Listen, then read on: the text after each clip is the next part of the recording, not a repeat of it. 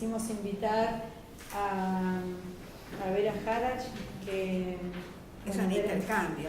Nos regalamos mutuamente. En más de Plaza de Mayo, Vera integra la comisión directiva de Memoria Abierta, y desde que empezamos a pensar en trabajar en el tema de negacionismo, empezamos a conversar con Vera sobre esto, que bueno, muy generosamente e inmediatamente además se enganchó y hablamos mucho.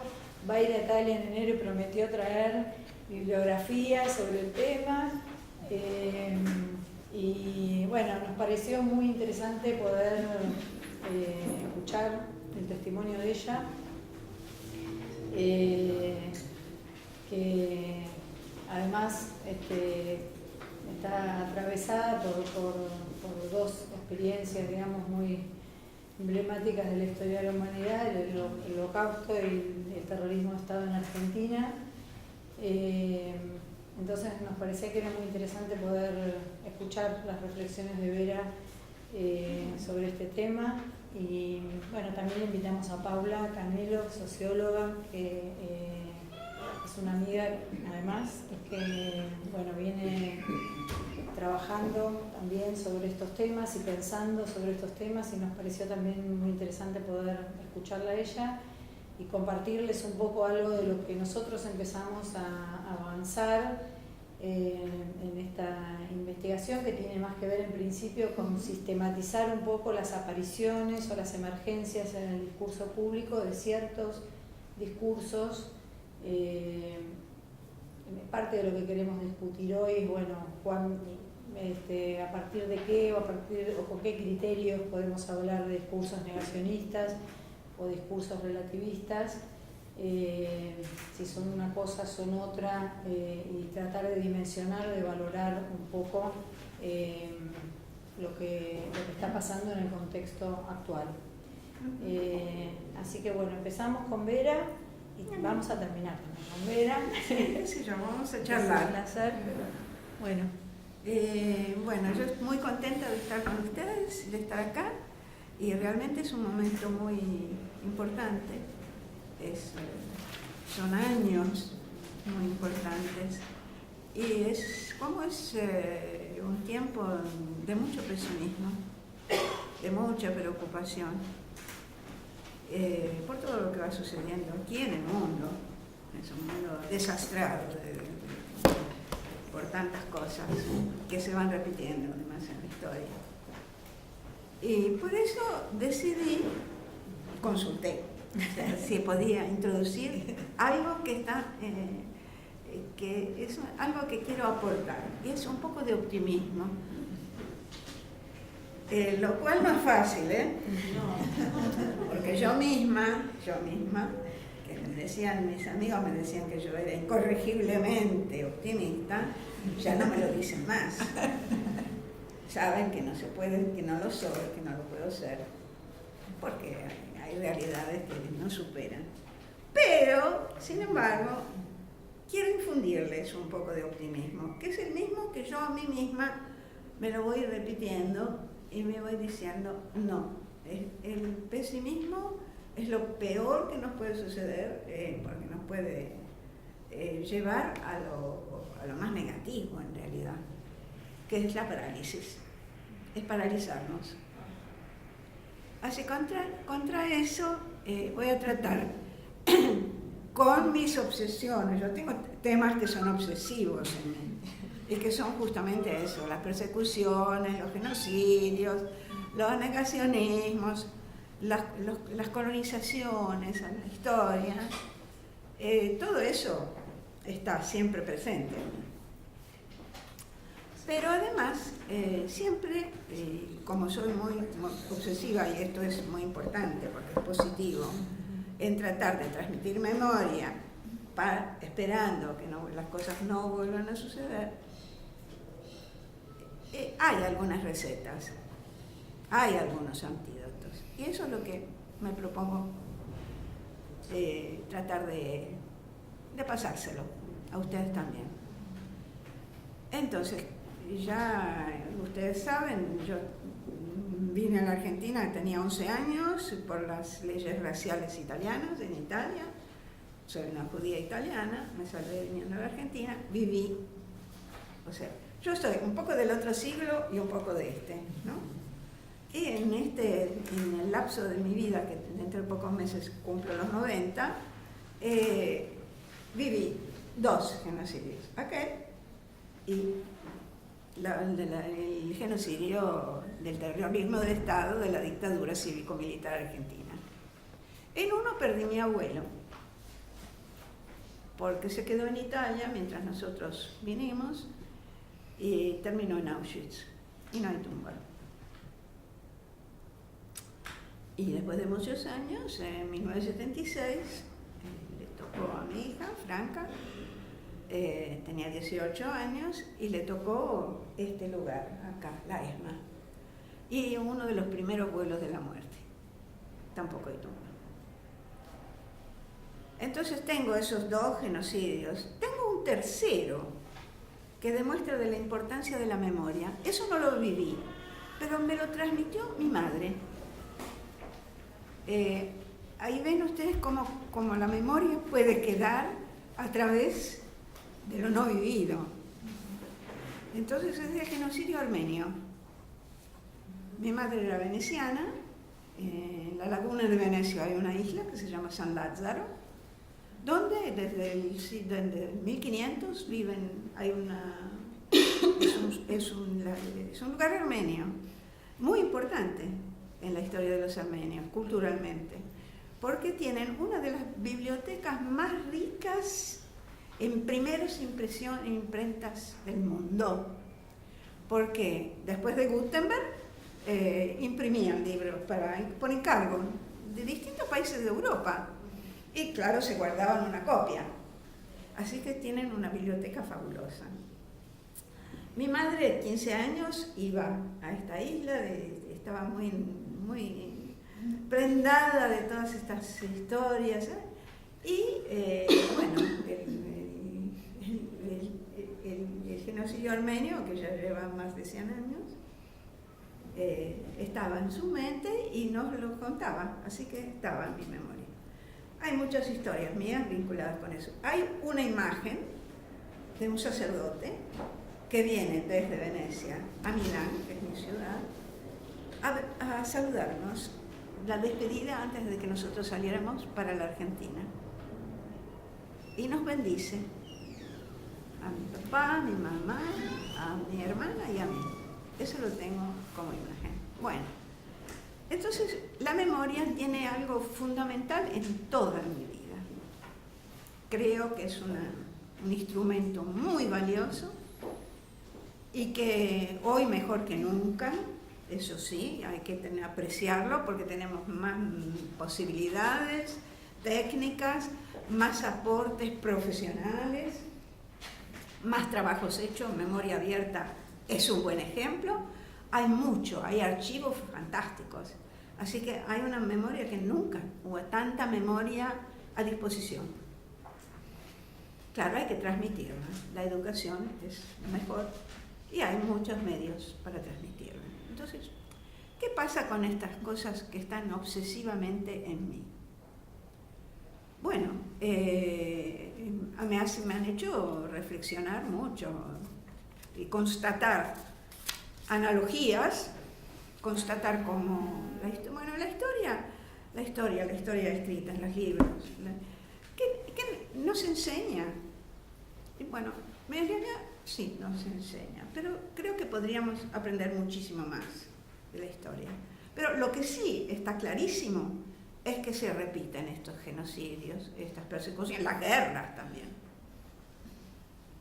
En este momento, por ejemplo, tenemos genocidios y tenemos ahí guerras pequeñas y una potencial tercera guerra mundial que ojalá que no pase, pero está ahí. Entramos en la parte pesimista, ¿verdad?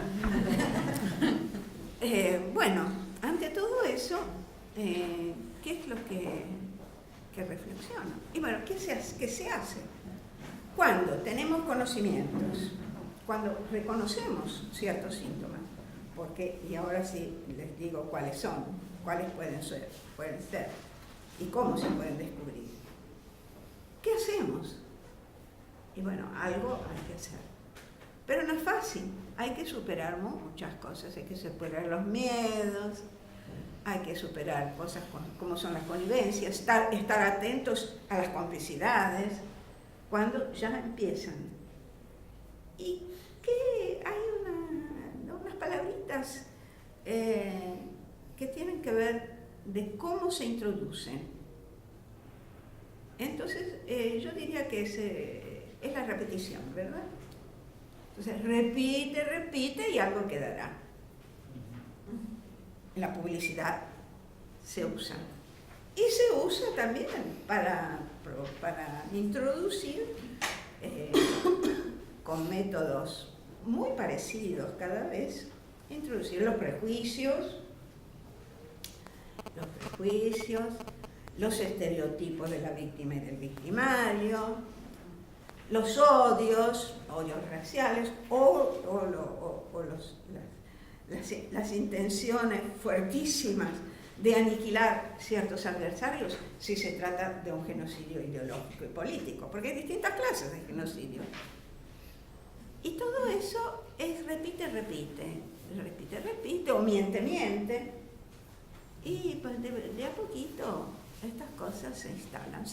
Sí, del otro lado no hay espíritu crítico. Entonces, el primer consejo que doy siempre, lo doy sobre todo a los chicos, porque voy mucho a los colegios, hay que tener siempre espíritu crítico. Porque eso no solo previene o da a conocer las realidades, sino que puede conducir a fanatismos. Es la otra cosa terrible, ¿verdad? Que también se repiten en la historia. ¿Y qué hacemos? Y bueno, primero es conocer cuándo, en qué circunstancias, con cierta facilidad se producen todas estas cosas. Y es como un caldo de cultivo. Y hay unas cosas que siempre se dicen, y se habla del huevo de la serpiente, por un lado. O sea, los principios, ¿verdad? Y la serpiente que está ahí con su ponzoña, ¿no?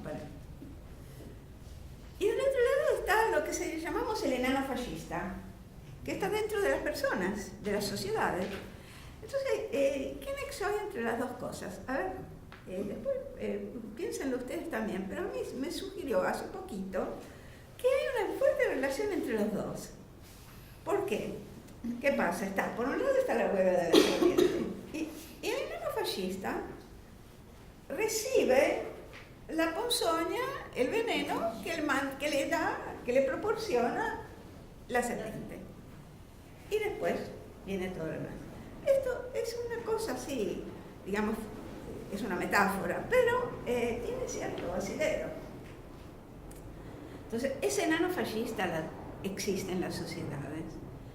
Y los que manejan todas estas historias saben cómo aprovecharlo. Porque es el instrumento después. Es el instrumento que ejerce, acciona, ¿qué haciendo qué? Y bueno, haciendo todas esas cosas nefastas que se hacen en los genocidios. De distintas formas, pero siempre lo mismo, aniquilar, someter. Ahí, por ejemplo, yo también siempre tengo otro argumento mío, tema mío es la colonia. Siempre existieron colonias en el mundo, colonizadores, colonias, en todo el mundo, desde la antigüedad clásica, Grecia, Roma, etcétera, Persia. También en América, los pueblos originarios, también había uno que sometía al otro, conquistando. ¿Y qué pasa con las colonias? Y bueno, el conquistador, el invasor, por ejemplo, somete introduciendo las lenguas, las religiones, y se lleva los tesoros y domina, somete. Este es uno de las cosas, de los instrumentos que tienen siempre en la historia los pueblos que conquistan y someten, los grandes poderes, hablemos del presente, los grandes poderes políticos y económicos que también someten, los grandes medios de comunicación también, todo tiene lo mismo, es dominar. Y dominar impidiendo, por ejemplo, si se trata de países o sociedades que todavía no han tenido un mayor desarrollo, tratando de que no los tengan, aplastando, para que no se desarrolle. Eso son todas cosas que hay que tenerlas en cuenta. Los síntomas aparecen cuando son los primeros pasos, son los prolegómenos. Entonces, ¿cuál es la importancia de la memoria? Es una estrategia formidable para que las sociedades, los pueblos, sobre todo si hay democracia, pero aunque no la hubiera, aprenden, conocen y reconocen estos pasos.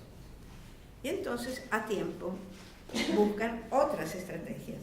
Y tal vez también pueden utilizar el repite y repite. También nosotros podemos usarlo. Porque efectivamente hay una capacidad, repitiendo, relatando, conservando la memoria de lo que no debe ser olvidado. Repetimos y eso llega y permite reconocer. Entonces, si empezamos a deprimirnos, si empezamos con el negacionismo, porque después está el negacionismo también, es lo mismo, también el negacionismo repite, no son tantos, no son 6 millones, no son tantos, no son 30.000, y dale que dale, ¿no? Y eso también, de a poquito también, y ahí el espíritu crítico tiene que dar a las personas, a los grupos, debe dar enseguida una concientización. Y entonces aquí viene el optimismo. ¿Qué hacemos? Y bueno, ¿qué hacemos? Nos unimos y utilizamos todos los medios a nuestro alcance para contrarrestar. Y si hay una democracia bien instalada, legítima, bueno, utilizamos todos los medios legítimos que se nos dan. Si es autoritario o si es una dictadura, y bueno, tendremos límites, habrá censuras, habrá represiones, pero siempre queda algo.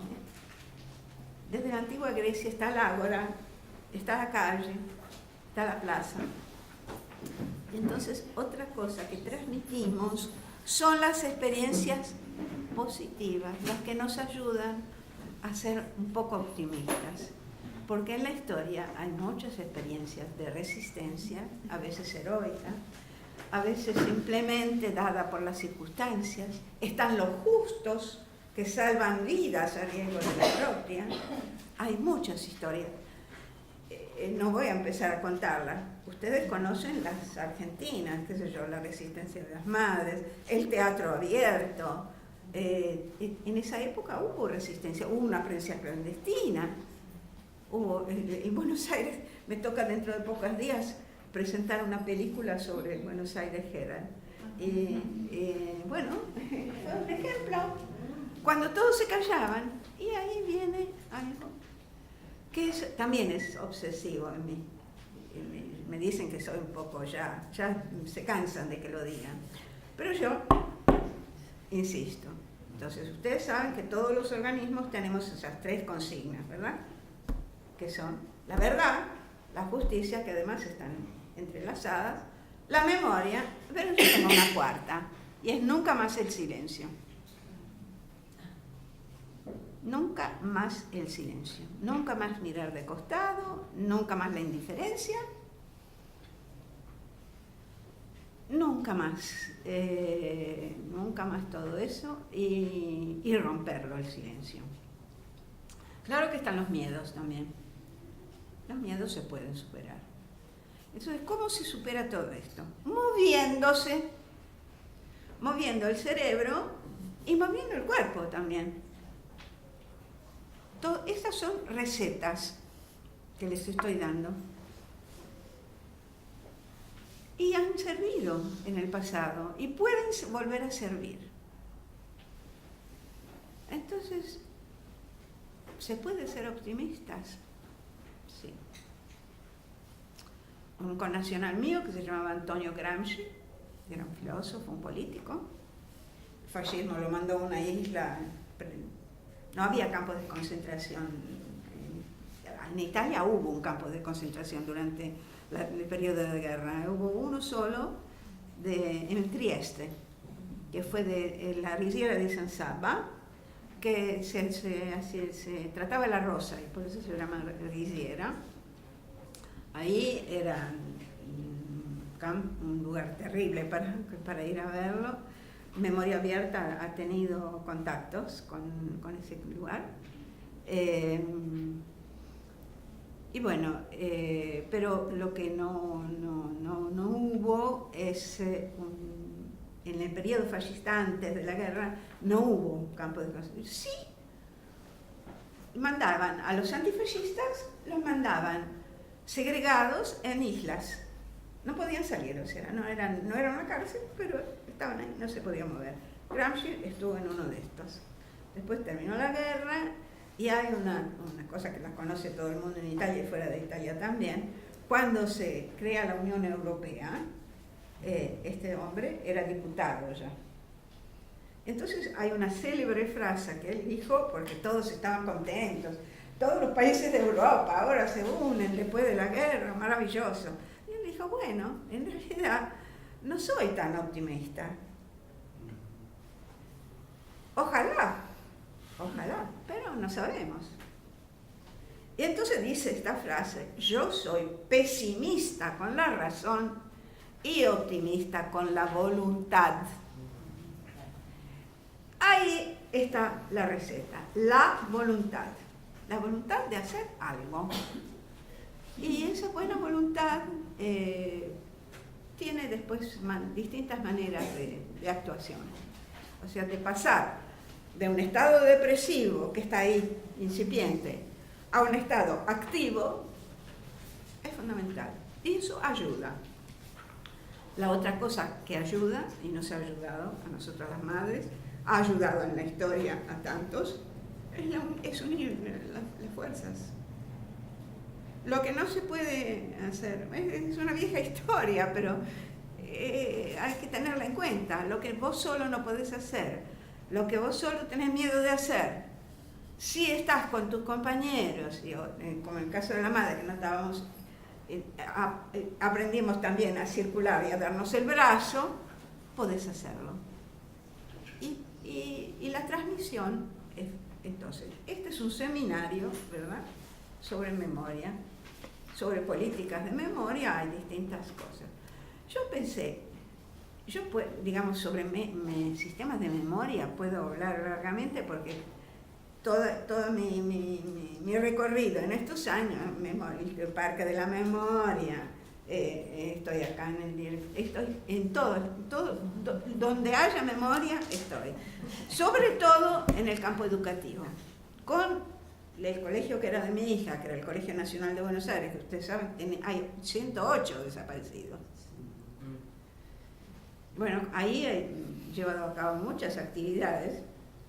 Es como una herencia, un legajo que me dejó, porque mi hija amaba ese colegio. Era la abanderada del colegio. Y también era una militante desde los 13 años. Entonces, ahí concursos, intercambios estudiantiles, tantas cosas. O sea, estoy siempre con el tema ese de la memoria. Y sitios de memoria, memoriales, todo eso, el trabajo de memoria abierta, todo lo que estamos tratando de hacer, todos juntos, es importante. Y la otra cosa es no perder el ánimo y pensar que frente al pesimismo tenemos que reaccionar y tenemos que darnos cuenta de que ser optimistas con la voluntad puede dar buenos resultados. Entonces yo puedo hablar muchísimo más, pero además soy bastante parlanchina, pero además hay una cosa que creo que hay que tener en cuenta también, que a medida que pasa el tiempo, a medida que hay experiencias, aprendemos cada vez más. O sea, si al principio dije que aprendemos poco de la historia, no es tan verdad. Podemos aprender muchísimo más. Y entonces actuemos todos juntos, no nos deprimamos. Entonces, eso es lo que les puedo dar yo hoy y espero que lo aprovechen.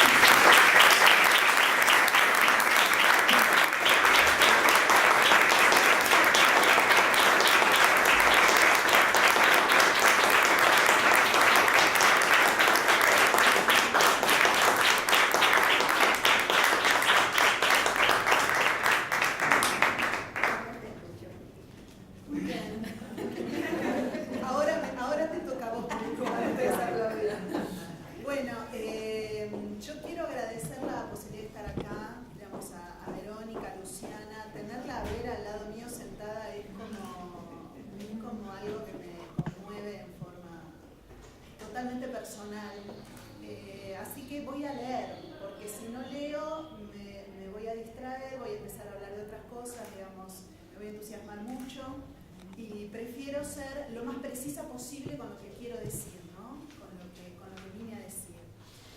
Yo quería comenzar con una frase que seguramente ustedes conocen de Walter Benjamin, que el autor usa en las primeras líneas de su tesis de filosofía de la historia, que afirma que la memoria es adueñarse de un recuerdo tal y como relumbra en el instante de un peligro. Esta frase fue citada muy frecuentemente en aquello que los académicos y los estudiosos del pasado reciente, entre los cuales me encuentro, llamamos estudios sobre la memoria. ¿Por qué? Creo que más allá de la innegable belleza de la formulación de esta frase, su uso extendido responde a que la frase contiene y expresa muy bien la forma, a esta altura creo que podemos decir la tradición, a través de la cual en la Argentina y también en otros países de América Latina hemos comprendido y hemos estudiado las que aquí llamaremos memorias sociales, y varias de las ponencias que estuvieron, que escuché antes a la mañana, las mencionan así, sobre nuestro pasado reciente. Esta suerte de tradición integra dos elementos, ¿no?, que están muy vinculados entre sí. Lo que voy a llamar la dimensión política de la memoria, de las memorias en plural, y el vínculo inevitable de las memorias con el peligro. ¿A qué me refiero? Primero, cuando hago referencia a la dimensión política de las memorias, hablo de cierto consenso general a través del cual tendimos a comprenderlas, ¿no? Siempre supimos que todas las memorias albergan, que deben albergar, conflictos, oposiciones y antagonismos. Así pensamos y analizamos a las memorias como múltiples, como heterogéneas, como cambiantes, como permeables. Lo hacemos, por ejemplo, cuando elegimos titular un gran libro con la expresión "los trabajos de la memoria", como lo hizo Elizabeth Schelin y como lo vuelve a hacer con el reciente La lucha por el pasado. Cuando mostramos que el nunca más tiene una historia política, como lo muestra Emilio Krenzel, cuando nos preguntamos de quién es el 24 de marzo, como Federico Lorenz, y también, más recientemente, Juan Pablo Bojoslawski, con su contundente y acusatorio "¿Usted también, doctor?", ¿no? En los títulos de los textos aparece claramente expresada la dimensión política de la memoria.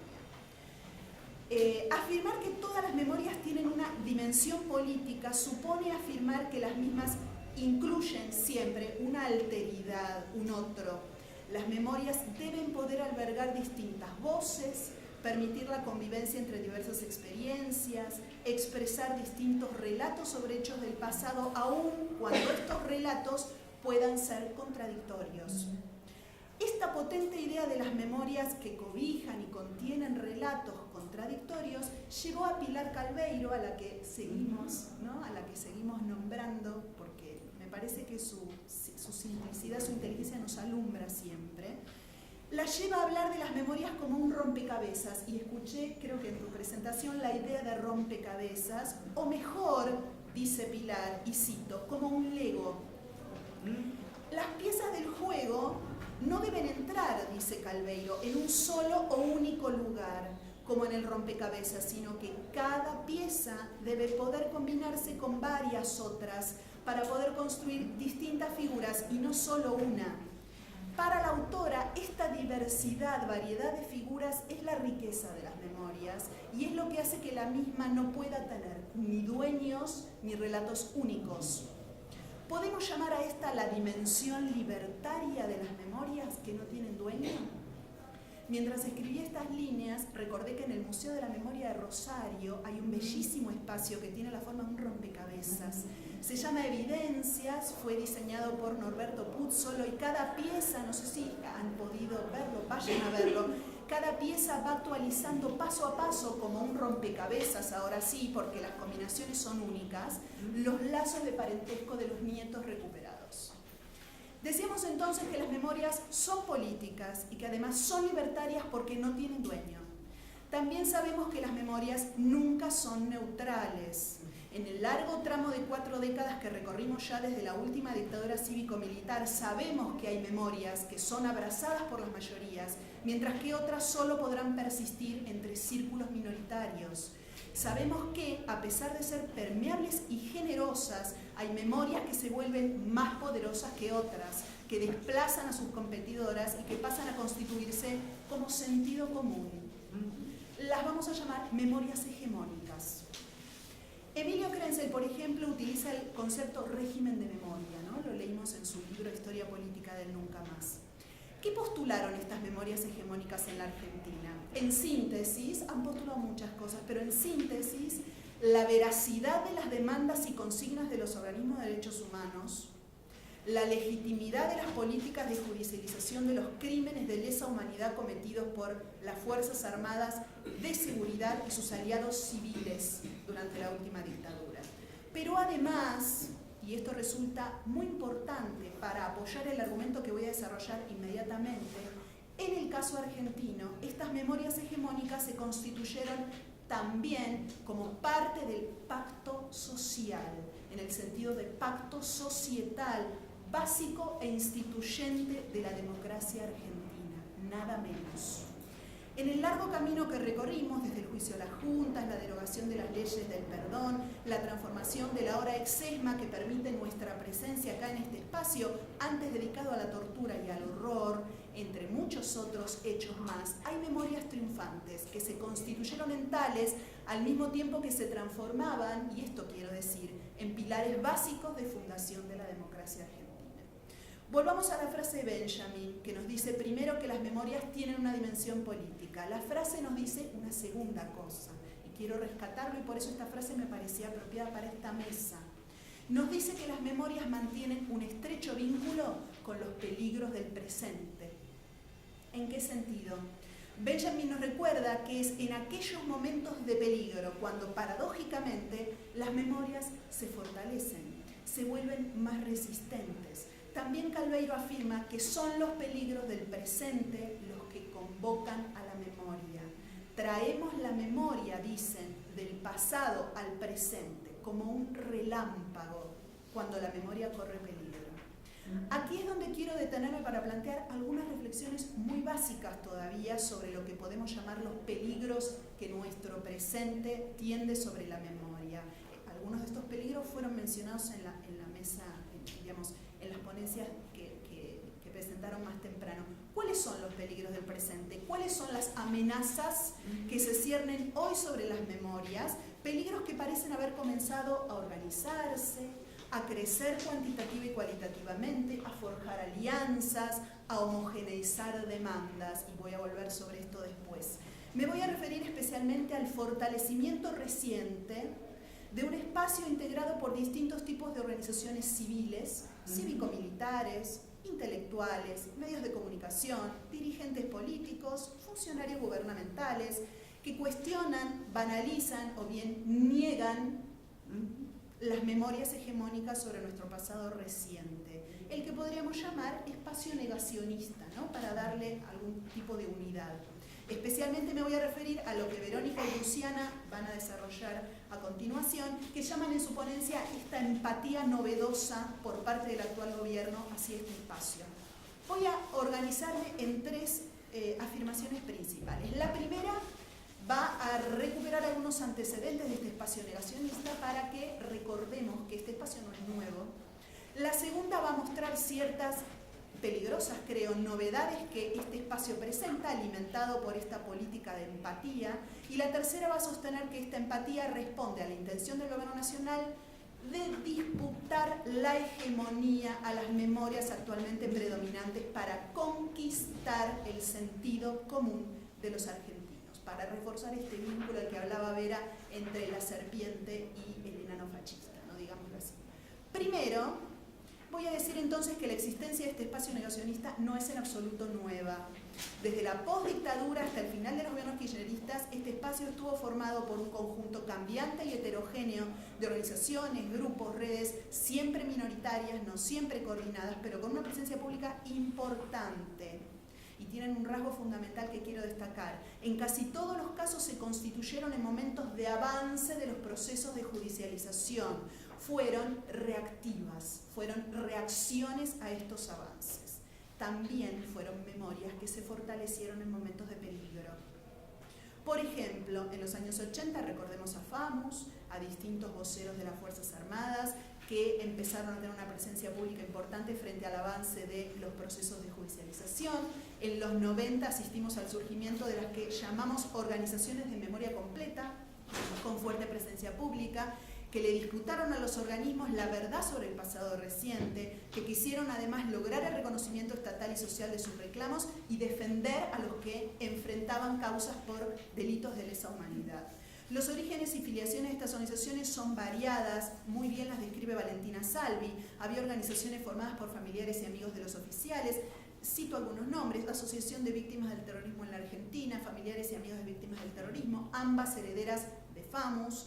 Al igual que el CELTID, vamos a hablar del CELTID ahora, hoy, se presentaban como damnificados directos del terrorismo, como esposas, hijos, sobrinos, padres. También existieron organizaciones civiles, por ejemplo, Argentinos por la Memoria Completa, Grupos de Amigos por la Verdad Histórica, Foro por la Verdad Histórica, Asociación Unidad Argentina. La gravitación y actividad de estas organizaciones creció especialmente desde mediados de los años 90, dada la reapertura lenta, progresiva del Frente de los Derechos Humanos. En este contexto fueron los juicios por la verdad los que generaron las mayores resistencias. Las consignas de estas organizaciones encontraron aliados entre las altas autoridades de las Fuerzas Armadas. Recordemos cómo el entonces jefe del Estado Mayor del Ejército, Ricardo Brinsoni, defendía las demandas de memoria completa. También organizaciones de retirados procesistas como el Foro de Generales Retirados, el Foro de Almirantes, también el Círculo Militar tuvo un rol destacado en este periodo, conducido nada menos que por Ramón Llenaro Díaz de Sone. Desde mediados de los años 2000, especialmente desde 2006, no casualmente, surgieron otras agrupaciones como la Asociación de Familiares y Amigos de los Presos Políticos de Argentina, la revista B1, cuyo referente público más notorio fue Cecilia Pando, ¿no? Que fue extensamente mencionada aquí más temprano.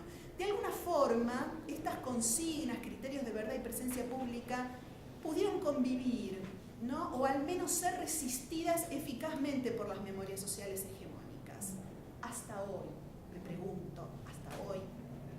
Vamos aquí a mi segundo punto, vinculado con ciertas peligrosas novedades que este espacio negacionista presenta hoy, gracias a la política de empatía del gobierno nacional. Un grupo novedoso que hay que mencionar, y Luciana ha trabajado bastante sobre esto por su actividad en la defensa, protección y crítica a jueces intervinientes en procesos judiciales, es la Asociación Civil Justicia y Concordia, que busca lograr una amnistía amplia para represores. Otra novedad es la importante presencia pública adquirida por el CELTID, seguramente lo escucharon nombrar, Centro de Estudios Legales sobre el Terrorismo y sus Víctimas. Me detengo un poquito aquí.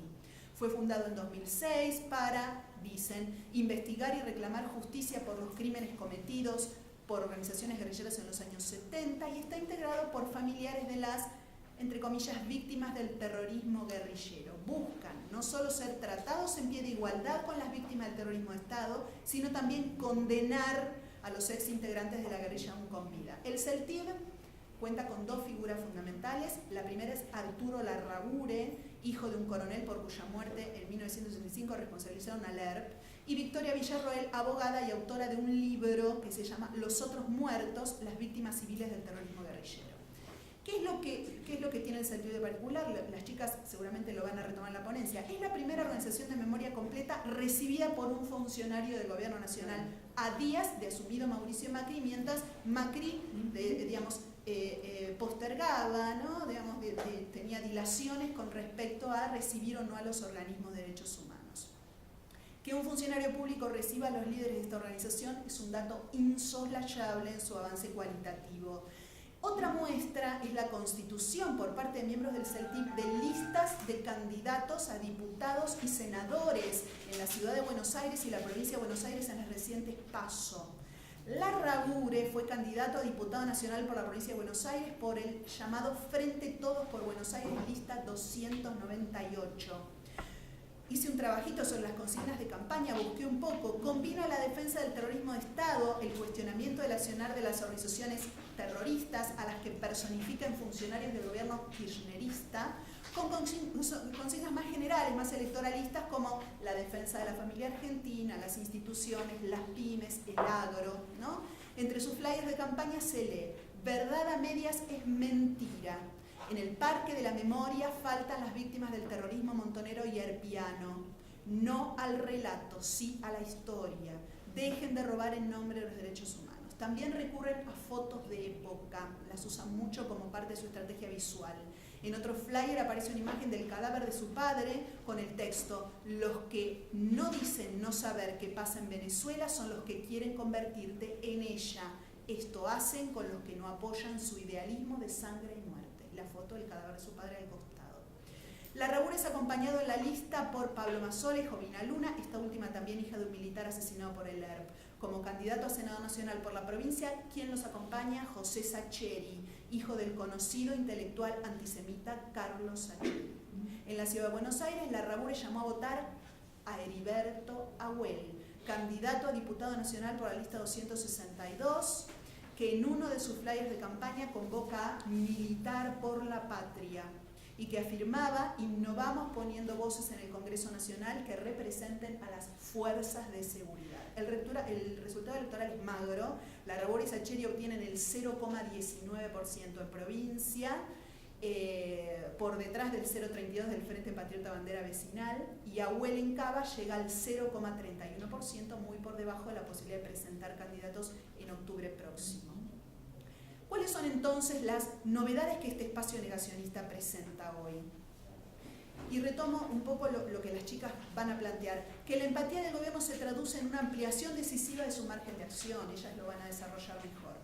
Que además ahora son apoyadas por nuevos aliados, que las organizaciones previas, lo dije, eran creadas más bien con carácter defensivo frente a avances de las políticas de judicialización, que por el contrario, hoy el espacio negacionista articula una estrategia ofensiva, es decir, en un momento de debilitamiento del avance de las causas por crímenes contra la humanidad tras el cambio de gobierno, y que este espacio ha avanzado concretando una agenda de demandas mucho más organizada que Luciana y Verónica han sistematizado. Por último, voy a afirmar un tercer punto.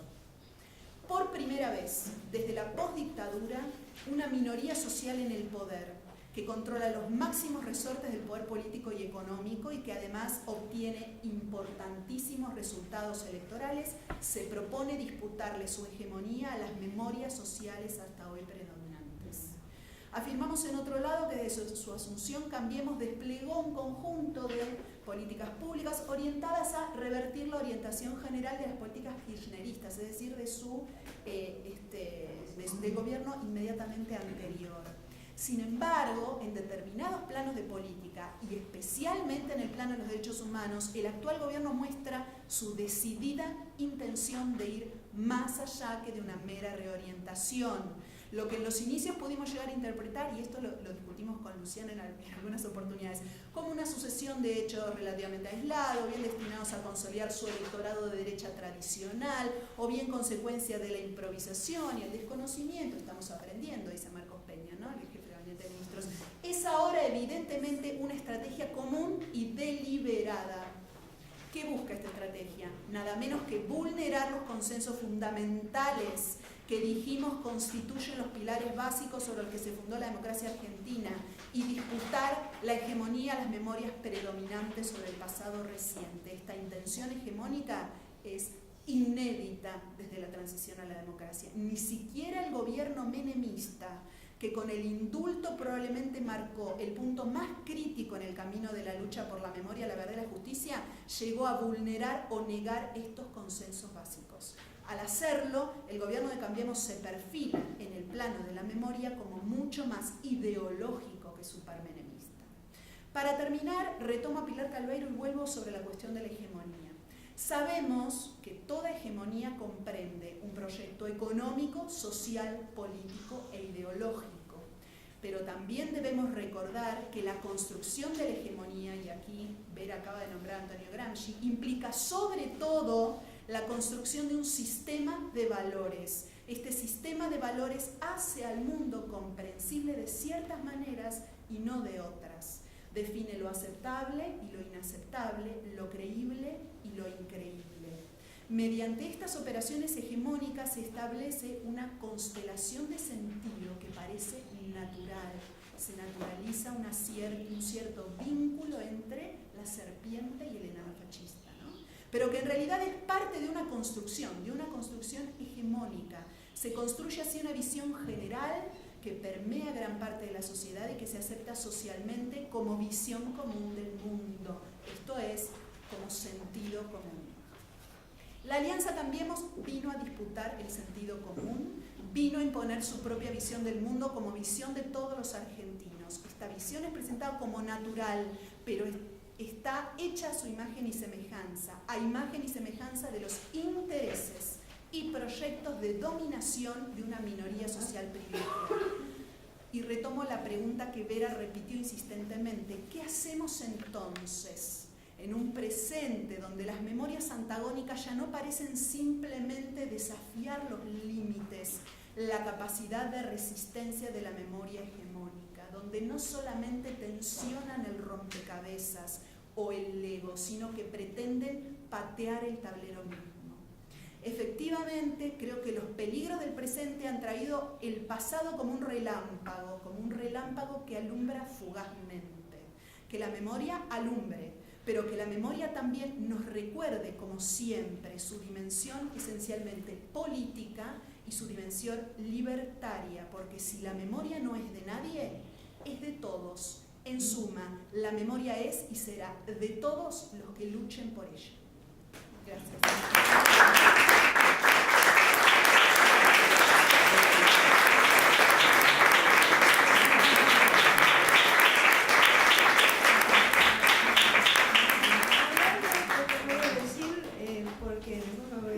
Hablando de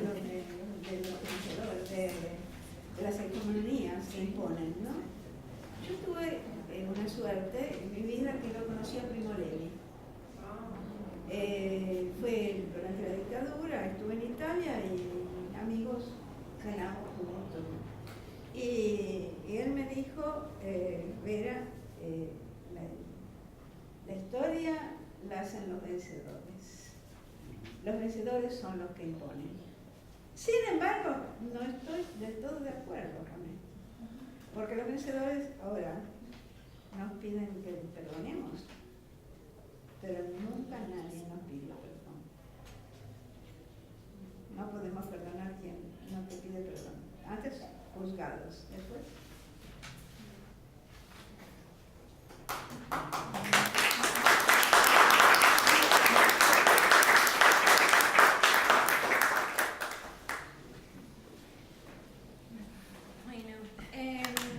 Algo les anticipábamos antes, desde Memoria Abierta venimos pensando en esto que Paula define como el espacio negacionista, y en qué memorias están en peligro en esta coyuntura. Estuvimos haciendo un trabajo que podemos catalogar como descriptivo, tratando de buscar los núcleos fundamentales que tiene el discurso de la alianza gobernante Cambiemos. Y cuántos de estos elementos que constituyen este discurso provienen de otras memorias que hasta no hace mucho tiempo eran memorias subterráneas, que estaban, que seguían trabajando, creciendo, pero que no tenían visibilidad pública ni contaban con cierta empatía por parte de quienes detentan el poder. En este sentido, para pensar cómo organizar la información, pensamos que el gobierno de Mauricio Macri, antes de ser gobierno, a pocas horas de ganar el balotaje frente a Scioli, se encontró con un texto que funcionaba como un pliego de demandas de estos sectores que de alguna manera eran una memoria subterránea que seguía fortaleciéndose. Nos referimos a el editorial del diario La Nación, titulado No más venganza, que se publicó el 23 de noviembre de 2015.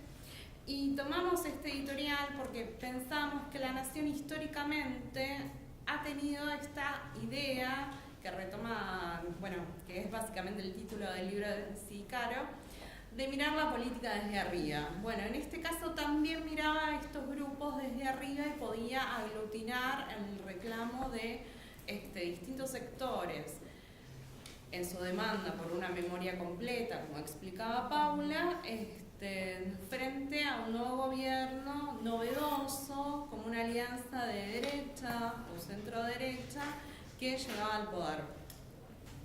En este sentido, el editorial de La Nación le plantea a Macri 3 ejes. Uno es dar una nueva discusión sobre lo sucedido en los años 70, le pide un nuevo relato y le pide bastante preste gran atención a lo que difundían los medios públicos y lo que se enseñaba en los colegios.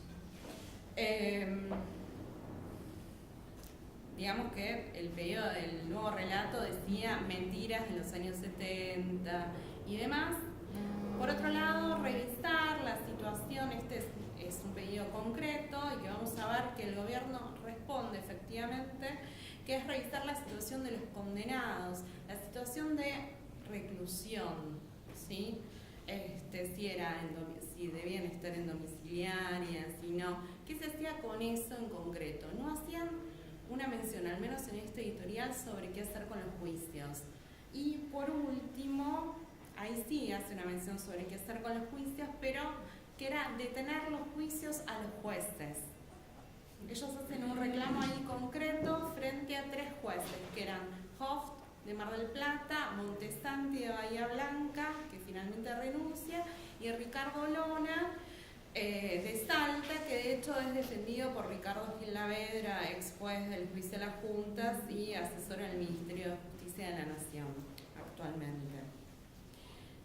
Así que frente a estos 3 ejes que plantea el diario La Nación, nosotros nos preguntamos qué respuestas dio la Alianza Cambiemos, ¿no?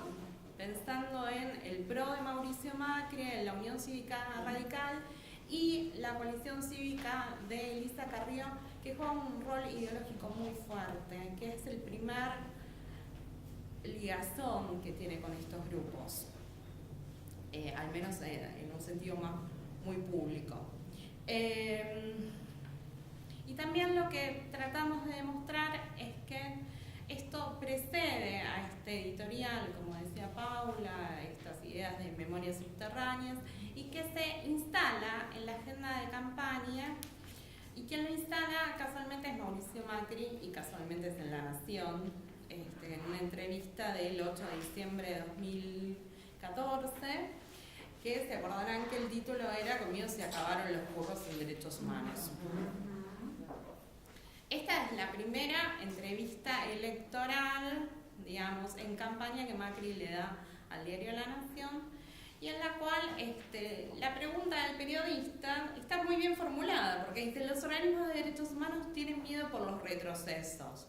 Él le dice: bueno, con miedo se acabaron los curros. Si tienen miedo, es porque tienen miedo por los curros. Ahí hay una asociación directa a derechos humanos y rédito económico, que después vamos a ver que se retoma en el discurso del macrismo.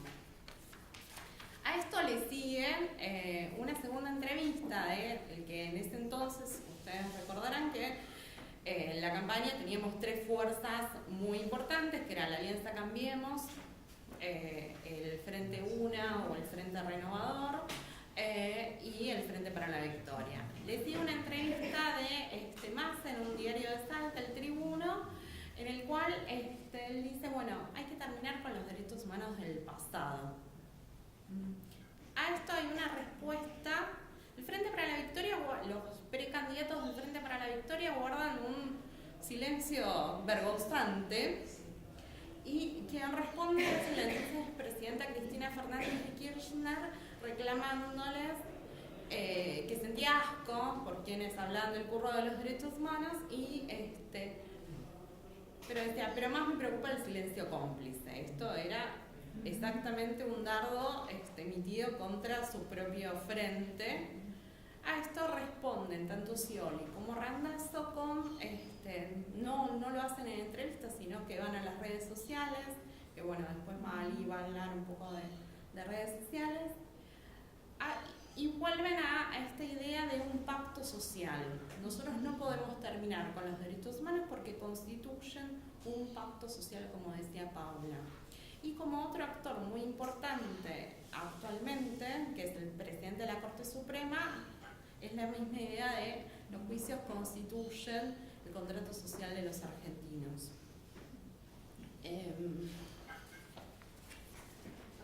Lo que decimos es que en campaña se responde a interrogantes de un medio de comunicación con las características que tiene el diario La Nación.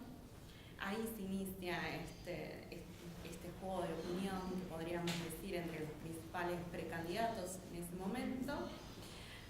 Entonces podemos ver al diario La Nación representando estos intereses, pero por otro lado hay un montón de ejercicios que se van a ver durante el año 2015, cuando se empieza a percibir que el perfil de los precandidatos no tenía una vocación férrea de defensa de los derechos humanos, o eran más oscilantes y preferían como una especie de silencio.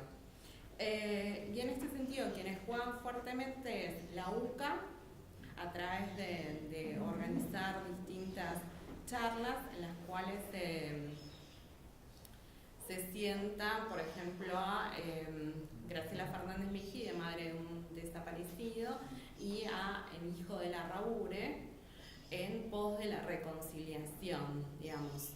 Son dos víctimas, no hay un victimario, no hay nadie que aporte información, verdad, ni a nadie a quien asignar responsabilidades en este ejercicio, y que bueno, hay un trabajo muy interesante de Verónica sobre la idea del diálogo que está muy anidada en el macrismo a través del modelo del diálogo entre Fernández Mejía y Héctor Leves. La UCA, como otras universidades privadas, o sea, hay un reclamo que surge de estos núcleos de educación privada, como puede ser la DITELA, la UCA, y después por otro lado nos enteramos que Romero es el que al presidente le lleva la inquietud del historiador de, bueno, hay que terminar con los juicios. Hay una vocación de ciertos espacios académicos por discutir qué se hace con los juicios. Para no extenderme con lo sucedido durante la campaña, decir que en este momento el discurso que se emite, por ejemplo, desde la UCA y de Casareto, Monseñor Casareto, que cumple un rol de organizador de estas charlas, es presentar la escena electoral como el escenario óptimo, o al menos cuando termine la contienda electoral, es lo que dice Casareto, para volver a discutir qué hacer con la justicia, con la verdad. Se estigmatiza el proceso de justicia como un ejercicio de venganza, se impugna el modo en el cual se llevan adelante los juicios, y acá sí cumplen un rol fundamental las organizaciones de memoria completa, como la llama Valentina Salvi, y por ejemplo podemos rastrearlo en el discurso de algunas de estas organizaciones que han tomado estado público últimamente, por ejemplo Puentes para la Legalidad, no me acuerdo quién era que preguntaba, pero Puentes para la Legalidad, que aparte cambia su nombre en un ejercicio bastante interesante. De un año al otro pasa de llamarse Hijos y Nietos de Presos Políticos a ser Puentes para la Legalidad, tratando de difuminar de alguna manera, claro, su componente ideológico y político claro. Pero bueno, Justicia y Concordia, como decía Paula, que básicamente si ustedes entran a la página web de Justicia y Concordia, tiene un modelo para pedir la domiciliaria de los presos políticos. Es como que hace el pro bono de los represores. Y por otro lado hay una oposición entre justicia y verdad que aparece claramente en la campaña y que aparece en la voz de Fernández Mejí, de referentes, y la idea de que hay que avanzar hacia una verdad completa. En este sentido, una vez asumido el gobierno, antes de asumir Mauricio Macri, lo que dice es, bueno, esto es un tema de la justicia. Y es la primera, esta es la primera conferencia de prensa y es la primera idea como para determinar que la división de poderes podía separar al Ejecutivo de una incurrencia en estos temas.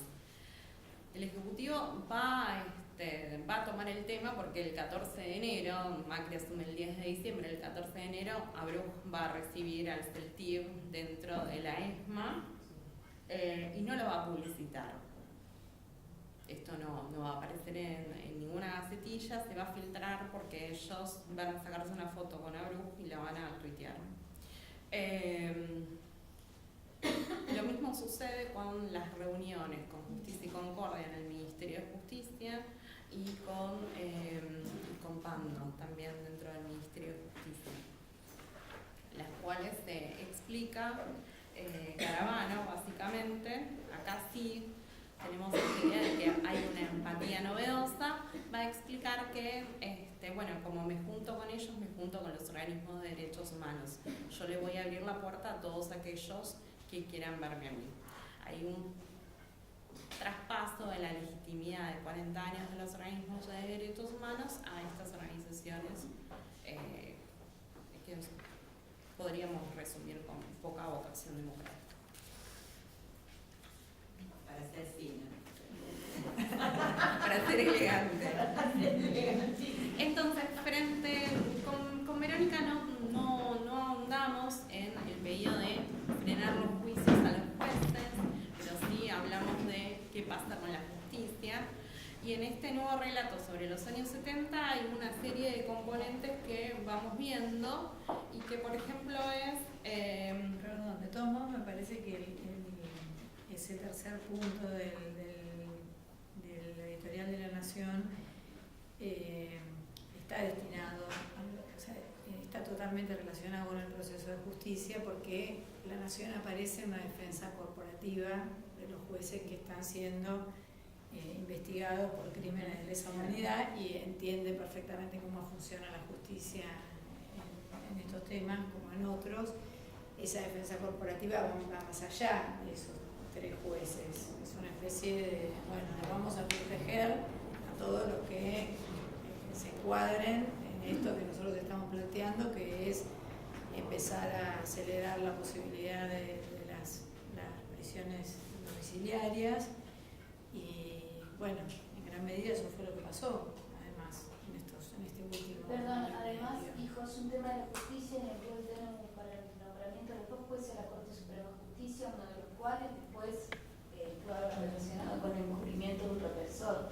Y por otro lado, la persecución a Rosanqui ya estaba a rojo vivo el año pasado, para esa época, para enero, febrero, que terminó renunciando. Tiene una idea de depuración de la justicia en el sentido de uno de los jueces que están en la lista del Ejecutivo es Rafecas, que es como Rosanqui emblemas de las causas de lesa humanidad, pero lo que dice Vero es que básicamente era no más contra los jueces, no más con las causas de responsabilidad empresarial, en las cuales la nación claramente está involucrada y tuvo el favor de algunos jueces también. Y otra cuestión es la regresión del Nunca Más de la Secretaría de Derechos Humanos con el párrafo. Sí. El prólogo original, le sacaron el prólogo de Duarte. Sí, me sacaron. Bueno, es uno de los ejes de este nuevo relato sobre los años 70. Se reedita el Nunca Más del 84, se saca el prólogo de Duarte, en el cual se plantean las condiciones del golpe. Y eso al secretario de Derechos Humanos, al grupo, lo presenta como términos preparatorios. Haber devuelto Nunca Más a su condición original, que era una especie de reparación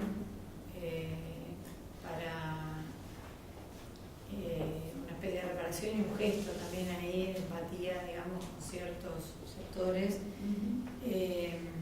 También esto ha sido una característica bastante fuerte de los últimos años, que es la de romper el proceso de memoria, verdad y justicia temporalmente, pero conceptualmente también, ¿no? Separando la CONADEP y el juicio de las juntas como una especie de momento prístino, digamos, de este proceso de memoria, verdad y justicia, de momento intachable, y todo lo que vino a partir del 2005, del 2006, la reapertura de los juicios, como un proceso viciado, ¿no? Y entonces hay una reivindicación póstuma, ¿no? De ese momento, una especie de paraíso de los derechos humanos que después perdimos. Esto ha sido un discurso muy reiterado y muy trabajado durante todos los últimos años. Un dato con esto que decís en el archivo, en la sala más grande del Archivo Nacional de la Memoria, la figura grande foto era las madres. Esa foto se sacó y hoy es la de Sábato entregándole a Alfonsín. La foto, no sé si me escucha de ahí, si me escucha Vera. ¿Escuchar, verdad? Sí, ¿me escuchar? En el Archivo Nacional de la Memoria, en el Salón Puigros, que es el más grande, uno de los más grandes del archivo, había una foto, una gigantografía, con una foto de las madres en la Plaza de Mayo.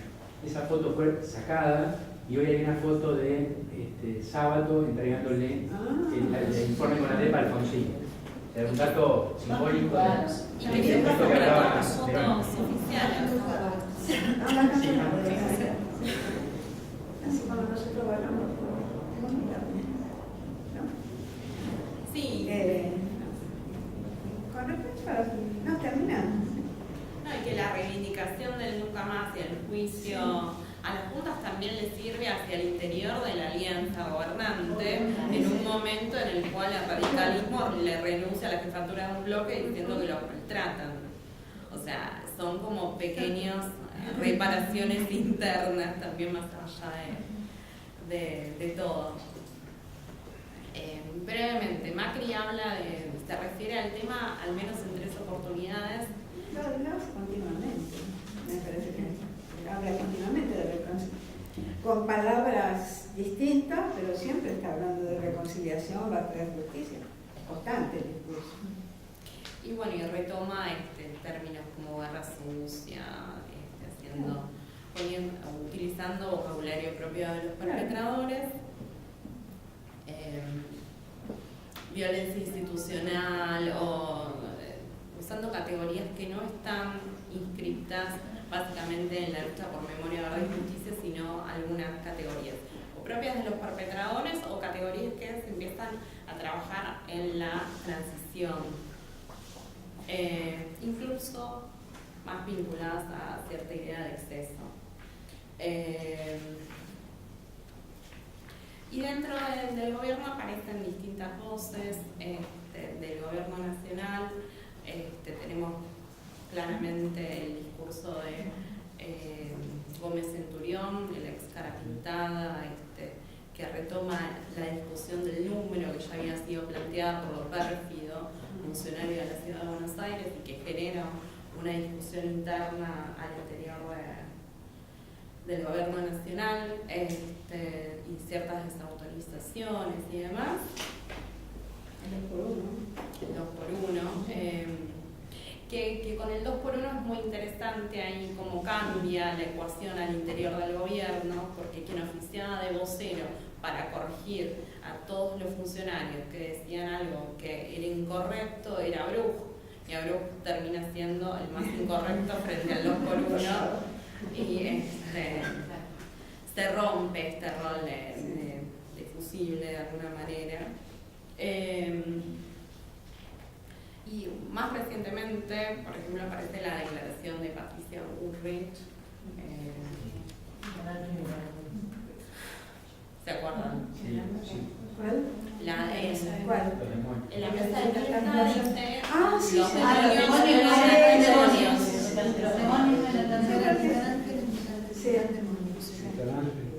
Ahí se avanza en quitar responsabilidad a los perpetradores y buscar responsabilizar a las víctimas. Y después sí aparecen alusiones, como decía Vera, de Macri a la reconciliación, especialmente frente a las Fuerzas Armadas, ¿no? Y claro. Lo plantea como un reencuentro, una reconciliación en estos discursos. Sí. Pero no nos vamos a reconciliar. No vamos a perdonar tampoco. Hace falta justicia de los tribunales. Nadie se hizo justicia por sus manos. Eso fue fundamental, ¿eh? Pero la justicia es necesaria. Será porque soy hija de abogado, pero...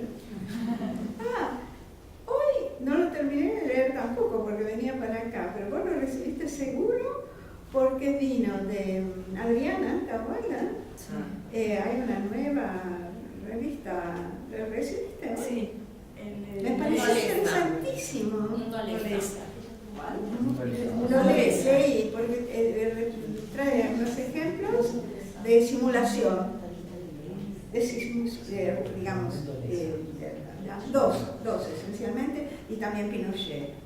Pero los dos que trae son dos personas, hay una institución dentro de los juicios, que en ciertos casos que se habla de problemas mentales, insanía, a ver si es verdad o no es verdad.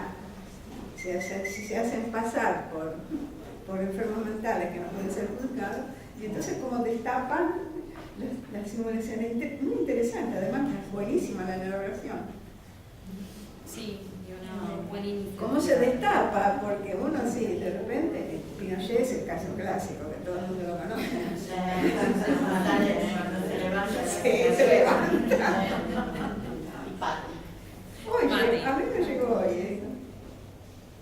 Bueno, y para cerrar, frente al pedido de qué hacer con la reclusión de los represores, vemos como que hay tres etapas distintas dentro del discurso del gobierno. La primera es la que inicia Bruch en una entrevista, casualmente, con La Nación, del 12 de marzo del año pasado, a 12 días del 40 aniversario del golpe, que ahí dice que él creía que era una opinión del Ejecutivo Nacional, que los mayores de 70 automáticamente debían estar en domiciliaria. Insisto con el automáticamente porque en el Código Procesal no dice eso. Después hay una segunda ola frente a la domiciliaria, que es en agosto, septiembre del año pasado, cuando le otorgan domiciliaria a Checolats y el gobierno se manifiesta a favor, sale Caravana, Peña, pero los organismos con Vera acá le hicieron un acto en el centro de la Plaza de los Derechos Humanos, y después de esto, al día siguiente hay una nueva entrevista a Bruch diciendo, bueno, no es automática la domiciliaria y nos vamos a oponer en casos emblemáticos como Checolats o Astiz. Y finalmente, con hubo un fallo que fue un antecedente del 2x1, del fallo Muiña, que es al painting, garantizando domiciliaria para un jefe de área de la capital federal durante la dictadura. Ahí el gobierno dice, bueno, es un fallo, lo dice la Corte y esperamos que haya madurez cívica para entenderlo. Sí. Después si quieren lo leen, pero bueno, hay un recorrido extenso que llega hasta este punto. Y un poco, bueno, con Vera nos preguntábamos, bueno, estamos ante una ola de negacionismo. ¿Cuáles son los elementos que caracterizan el negacionismo, que han caracterizado el negacionismo del Holocausto, del genocidio nazi? Y hemos encontrado elementos en algunos de los discursos, como la negación del número, de la magnitud. Lugar, porque empiezan diciendo no son 6 millones, son 4 millones. Y cada vez son menos. O la ausencia de un plan sistemático, Sí. bueno. No hablan más de terrorismo de Estado y prohibieron hablar de terrorismo de Estado en Radio Nacional. Si vos juntás esto con quitar el prólogo de Duarte de la edición del Nunca Más, ahí tenés cómo pueden equiparar un delito común cualquiera con un delito de lesa humanidad. Igual somos optimistas siguiendo la línea de Vera. Y decimos Yo sé que que no es fácil, pero tratemos. En cuanto a la planificación, ¿alguien habló de la palabra planificación? Piensen ustedes que el Holocausto, tomemos como ejemplo eso, pero todos, no es que es un loco, ¿eh? No, son muchos. Generalmente en italiano se dice, si è studiato a tavolino, en una mesa, se habló con todos los detalles, cómo se iba a hacer, qué es lo que se iba a hacer, todo, y se llevó a cabo.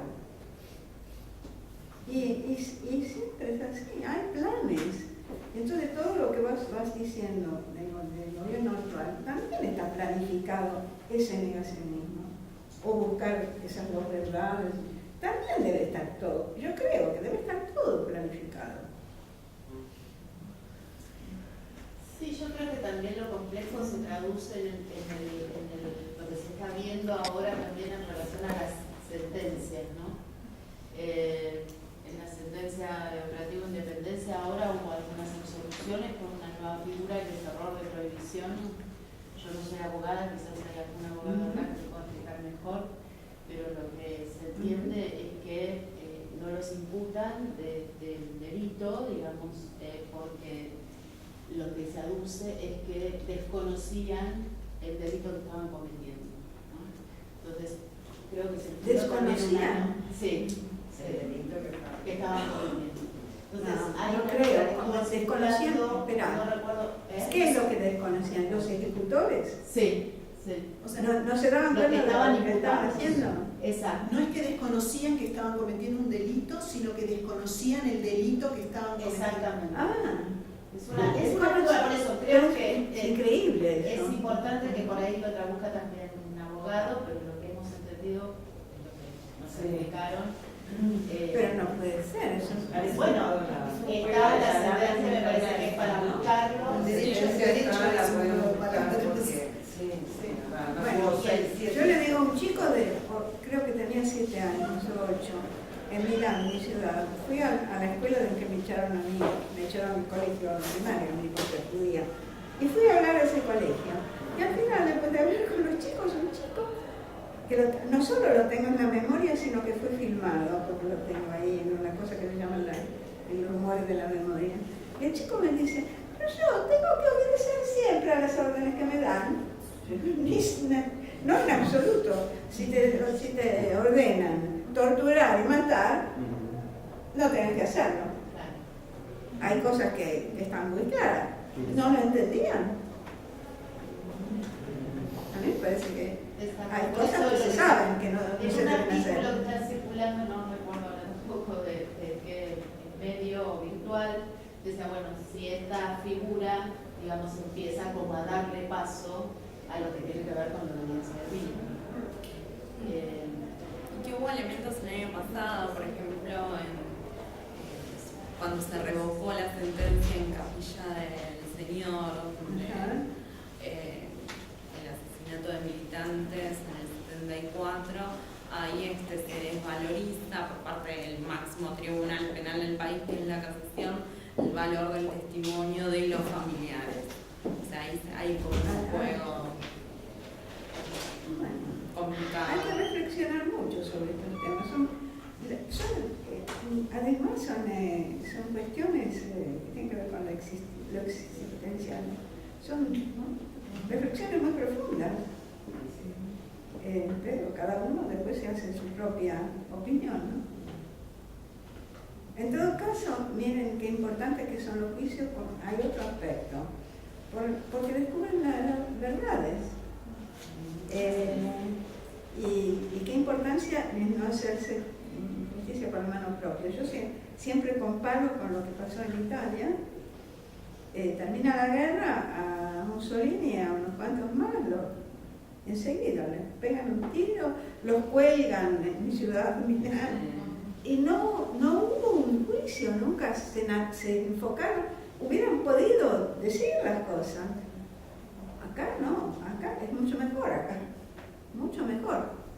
O sea, conocemos muchas verdades, por ahí no conocemos todas las verdades, pero o no las queremos aceptar. Es todo un juego, pero que sean necesarios los juicios es terminante. Matías, querida. Sí, me quedé pensando en lo que decía Vera y lo que decía Paula. Paula Vera, me llamaba. No, sobre la cuestión hegemónica también, sobre esa cuestión, inscribiéndolo en una larga duración, digamos, un largo plazo, ¿no? Esa disputa hegemónica atraviesa la historia argentina de una manera, con distintos grados, ¿no? También ponerlo en perspectiva, digo, no es solo la disputa hegemónica por los derechos humanos y por el paradigma de los derechos humanos que surge después de la dictadura, sino que me parece que hay una disputa en la larga duración que viene desde hace mucho, y esto se inscribe ahí. Eso por un lado. Por otro lado, la vinculación, me parece interesante la vinculación o la relación con el menemismo, porque no es lo mismo, tiene algunas cuestiones, pero no es lo mismo, me parece que eso es lo que estamos tratando de dilucidar, ¿no? Porque también tampoco no está tan claro el discurso, es claro, pero hay vaivenes, hay vueltas, ¿no?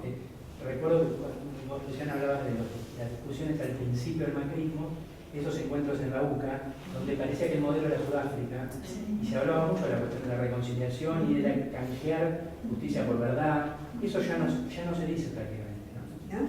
Hubo un congreso hace una semana, ideas pero desde los funcionarios del gobierno he escuchado poco del modelo sudafricano. Por ahí es una Iván Petrella, bueno, sí, el coloquio que hizo Petrella ahora volvió, ¿cierto? Lo que hicieron en cultura. Es cierto, ahí volvió. Habría que rever eso, porque fue la semana pasada. Pero bueno, este es un punto, lo del menemismo y lo de... Otra es la discusión sobre los 70. ¿Sobre? Los 70. Sobre los 70. Que no es tanto sobre el paradigma de los humanos, sino sobre los 70. Que no está ni mucho menos saldada, ni tampoco nunca lo estuvo. Y ahí es interesante analizar el periodo anterior en esto que vos decías de la pluralidad de memoria y las tensiones entre memoria. También hacia el interior de los procesos de memoria o de justicia. Habría que analizar un poco más y discutir, me parece, los 70 nuevamente en ese sentido. Digo, me parece una sentencia, lo digo pensando en voz alta. Parece que es un ámbito que hay que volver a discutir. Y otra es la relación entre cuando entra en peligro el Estado de Derecho y florecen estas memorias, ¿no? Siempre hay una relación entre esa cuestión del Estado de Derecho en peligro, y creo que hoy, bueno, la convocatoria que hacen los organismos para el 1 de octubre, por los 2 meses de la desaparición, no es solo por los 2 meses, sino que es por ese tema, y me parece que ese es un tema. Muy importante. Sí, una cuestión más. ¿Cómo esto se derrama también a situaciones actuales, por ejemplo, al intento de la penalización de las tomas de las escuelas secundarias, ¿no?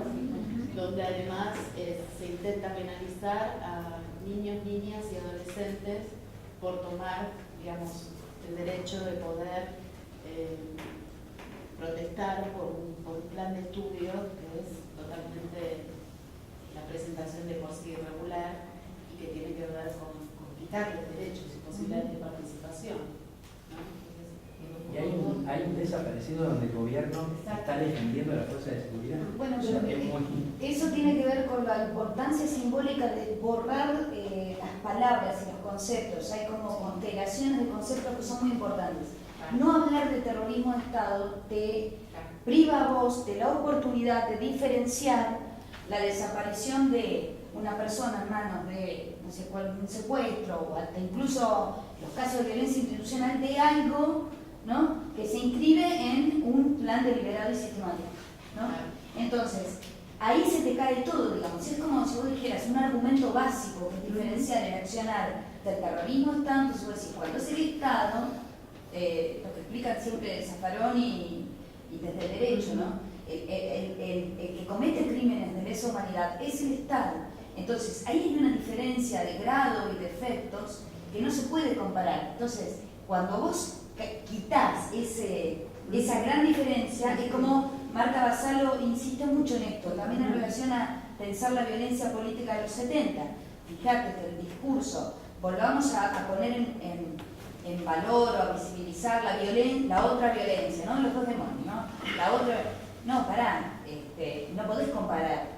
No podés comparar cuando hay un plan sistemático del Estado y de toda la fuerza de seguridad con una violencia que, encima, me acuerdo del argumento de Marta en el libro La terrible esperanza, lo dice muy bien, es una violencia que reacciona a una violencia naturalizada desde el Estado en adelante, ponele, desde el 30 al bombardeo del 55, que son violencias accesibles que bien quedó ahí, ponele.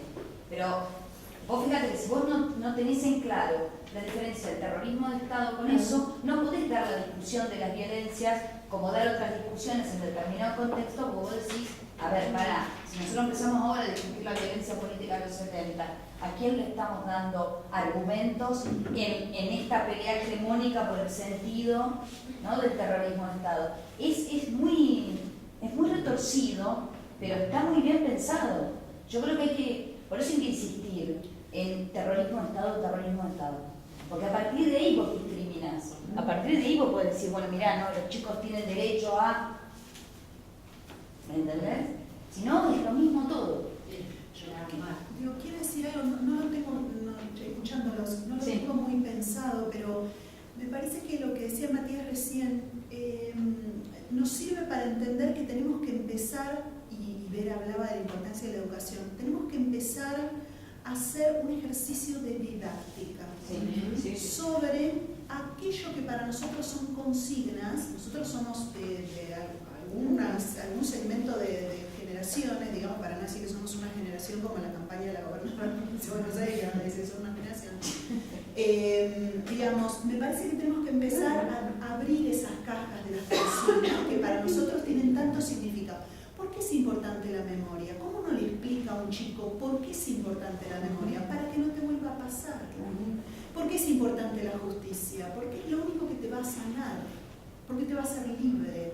¿Por qué es importante, digamos, saber si fueron 30.000 o no fueron 30.000? ¿Por qué la consigna de 30.000? Yo recuerdo que en el momento en el que aparecieron estas negaciones de los números, no hubo muchas voces que explicaran por qué eran 30.000. Hubo como una especie de repetición de esta oposición.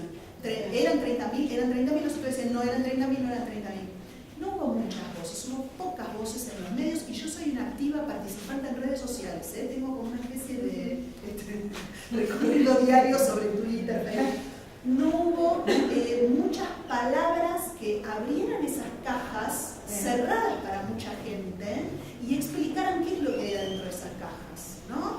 ¿Por qué? Porque, por ejemplo, pienso en las tomas, ¿no? Digamos, es importante para el gobierno si toman, ¿no? Digo, creo que el gobierno, penalizando y criminalizando las tomas, le está hablando a otro sector de la población que luego es el que va a poner el voto en la urna, ¿no?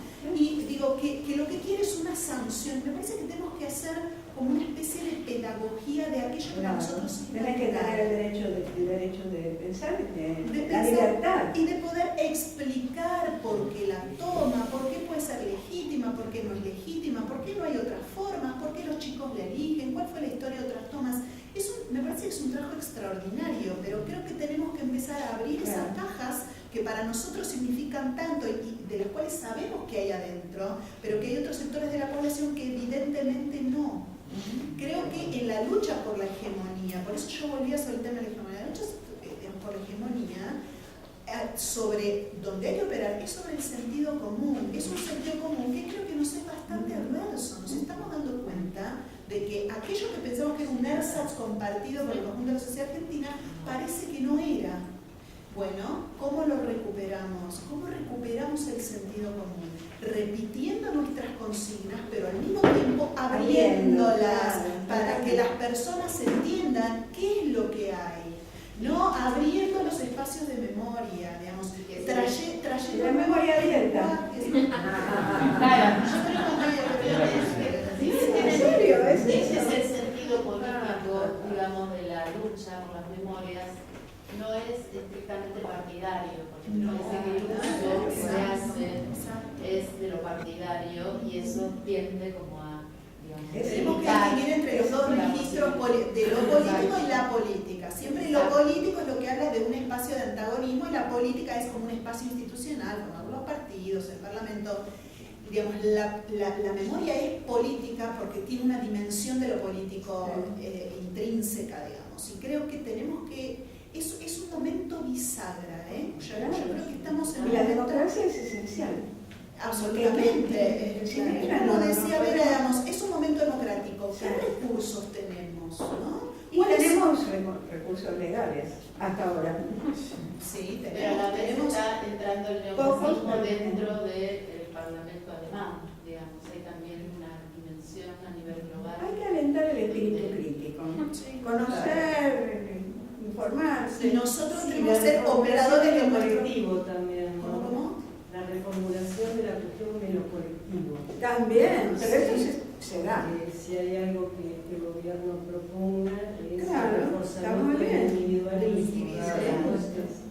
que tiene todo un sentido sociológico, Claro. filosófico, político.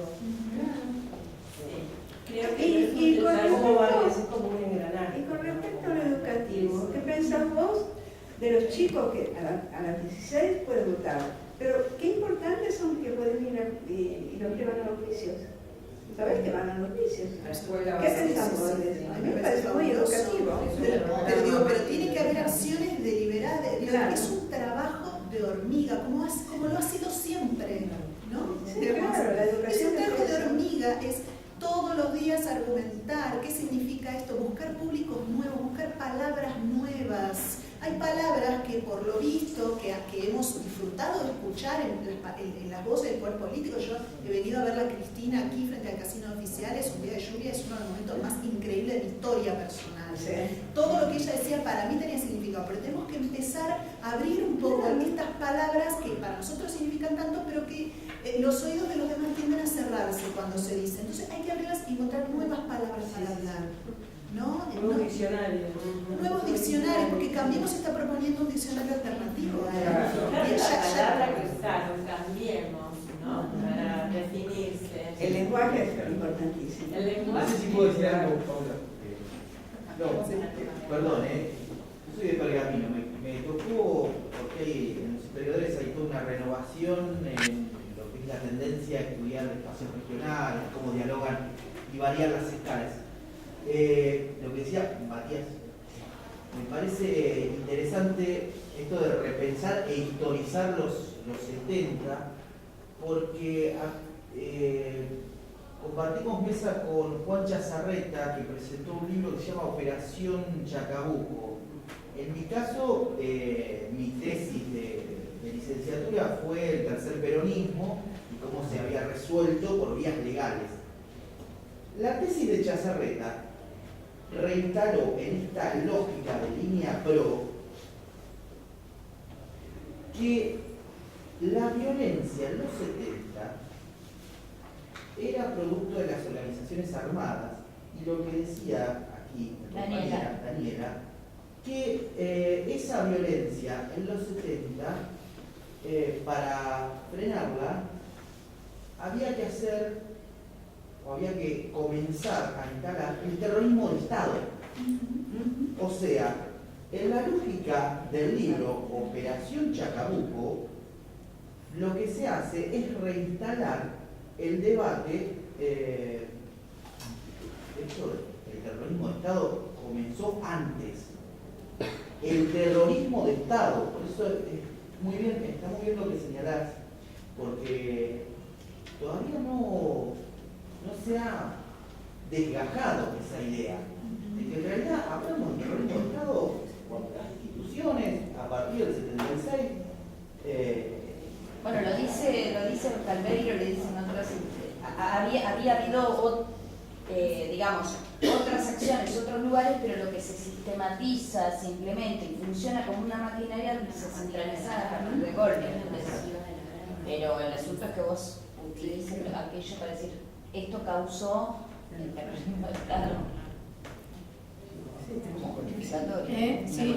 No, lo que decía el compañero me parece que se inscribe en las narrativas. Tenemos distintas narrativas. Es la narrativa de la guerra, que tiene distintas grabaciones y demás.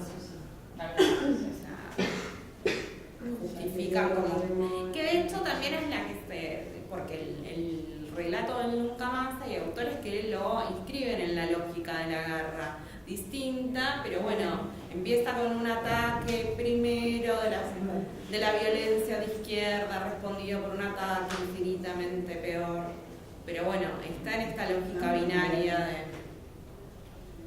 No, claro, pero bueno, es una de esas narrativas. En Tucumán hubo unos enfrentamientos, pero es lo único que pasó. Además, no sé, ya está, en todo caso, cuando empezó el terrorismo de Estado, ya el enemigo no existía. Claro. Militarmente, como enemigo militar, estaba derrotado. Bueno, esto nos lo decimos entre nosotros, Vera, pero hay que salir a decir, digamos, yo sé que no tenemos todos los medios de comunicación en nuestro no nos están persiguiendo para pedirnos hablen de esto, ¿no? Pero creo que, bueno, estaba derrotado. Mirá los números, mirá Frontalini y Cayate, mirá lo que ya se sabía. Bueno, hay que volver otra vez, hay que hacer un trabajo de hormiga pedagógico, ¿no? Hay que volver a abrir esas cajas, hay consignas que tenemos que mantener, pero que tenemos que explicitar, las tenemos que explicar. Hay que hacer un trabajo. Perdón, pero me parece que es muy interesante la experiencia del 2x1, porque fue algo tan fuerte y tan difícil que si bien fue reactivo frente a un fallo de la Corte firmado por mayoría, por los nuevos miembros y demás, pero sí se logró, digamos, poder salir a la calle y explicar esto, y convocó a muchísima gente que no militaba ni participó jamás en los organismos de derechos humanos en la marcha del 24. El 2x1 son dos grandes oportunidades porque están rebasando la grieta. Por eso creo, disculpame una cosita, por eso creo que es una represión bien orquestada sobre la última manifestación con la manifestación de Santiago, porque esa consigna es una consigna que va por sobre la guerra. Es una consigna que reúne voluntades. Yo fui a hacer un reclamo a Movistar, perdón, en la dirección. Fui a hacer un reclamo a Movistar. La chica, la operadora tenía la notebook puesta así y acá decía para que yo lo pueda leer bien. No lo leía ella, lo leía yo. ¿Dónde está Santiago Maldonado? Sí. Digo, tenemos que ser inteligentes y ver que hay manifestaciones, temas, coyunturas que nos son favorables. Tenemos que buscar reclutar voluntad. Perdón que te interrumpí. No, lo que iba a decir es que me parece que los organismos y todo el que adhirió, digamos, a la convocatoria, a esa marcha, el punto a favor que tuvo fue, no podemos volver atrás con esto. O sea, justamente eso que decías, volver a explicar consignas que muchos pensaban que ya estaban explicadas, dichas, contadas, de 150 maneras distintas, en distintos soportes. Bueno, por ahí volver a esto, y creo que eso cala en un sector muy amplio de la sociedad que no, digamos, que no está ni en un partido político determinado, ni en una agrupación política determinada. La experiencia que contaban a la mañana, digamos, ustedes fue la primera marcha en la que participaron, y así creo que un montón de, o por lo menos organizadamente, y así creo que una serie de colectivos que logra ampliar este cerco, no este cerco, pero este movimiento que sabemos que es muy fuerte discursivamente, el movimiento de derechos humanos, pero a veces la sensación es que no es tan fuerte el número. Creo que también... Se habla a sí mismo y a aquellos que ya están convencidos. Tenemos que salir a hablarle a los que no están convencidos, a los que no saben, no votan al PRO y a Cambiemos porque son malos. Es porque hay cosas que no entienden, y es nuestra responsabilidad, porque hemos sido formados. Yo me metí en la UNICEF, disfruté de 15 años de financiamiento público para estudiar cuestiones de historia reciente. Es mi responsabilidad que eso se traslade a la sociedad y que se transforme en discursos que sean aprehensibles por personas no familiarizadas o bien resistentes a escuchar determinadas consignas. Es que el problema, que es lo que se relaciona, disculpame, pero me faltó tiempo para decir algunas cosas. Uno de los temas con la teoría de los dos demonios es que servía precisamente para que la sociedad no pudiera elaborar algunas cosas. Entonces es mucho más cómodo. Fueron estos malos contra estos otros malos. Yo, argentino, nada que ver.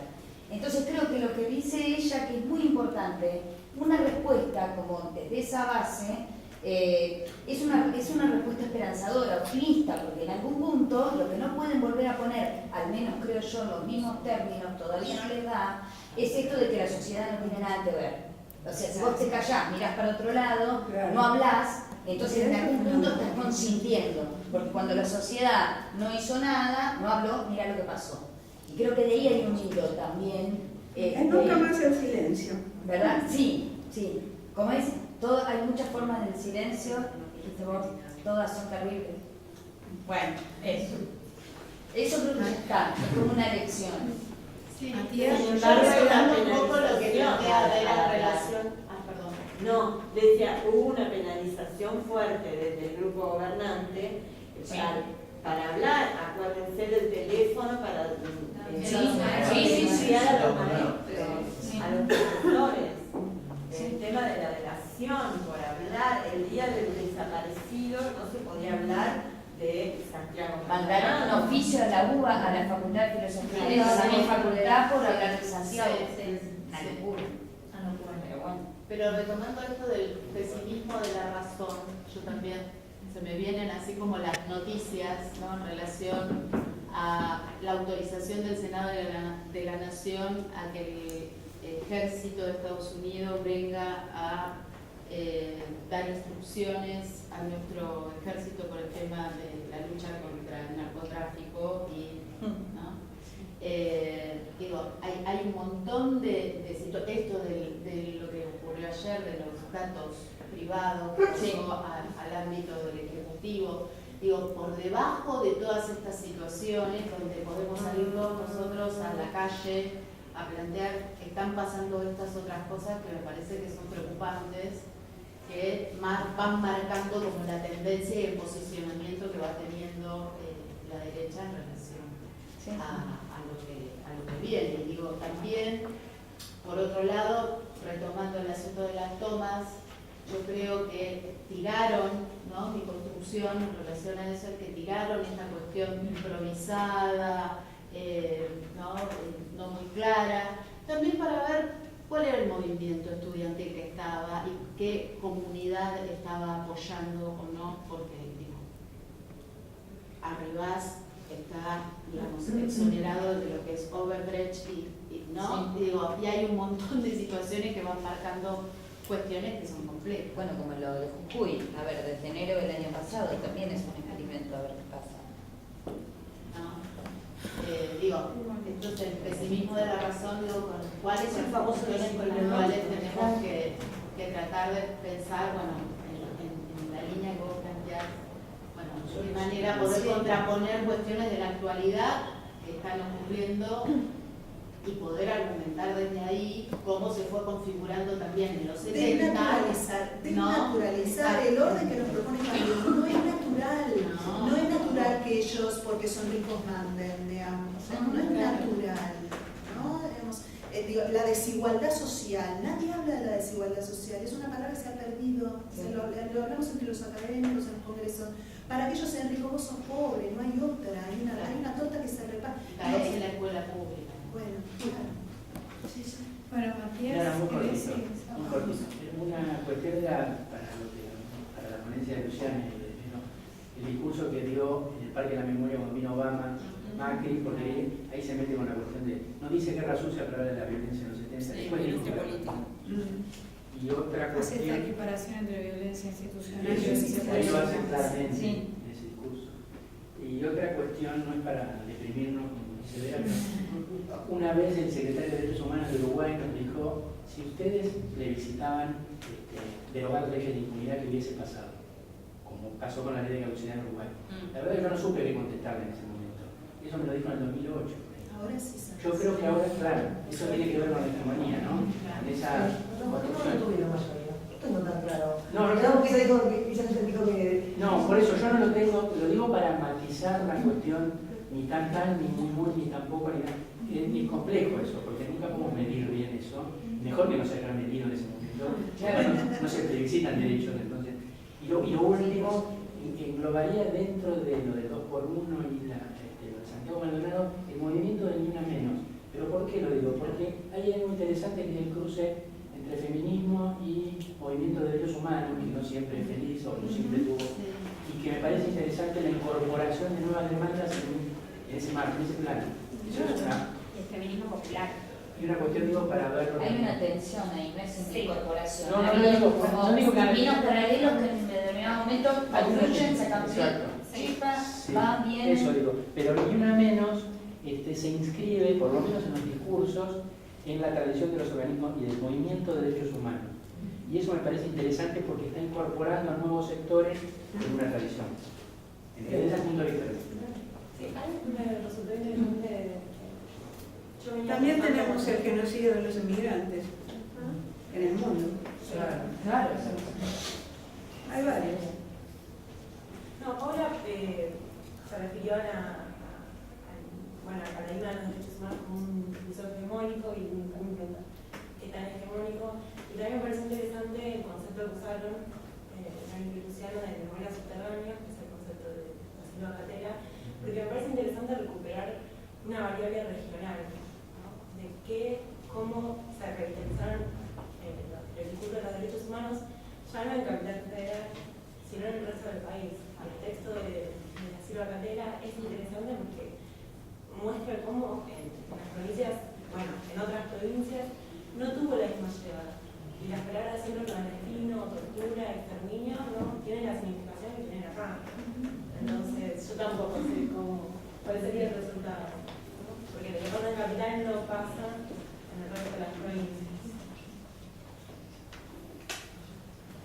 Bueno, y hablando de más de pequeños,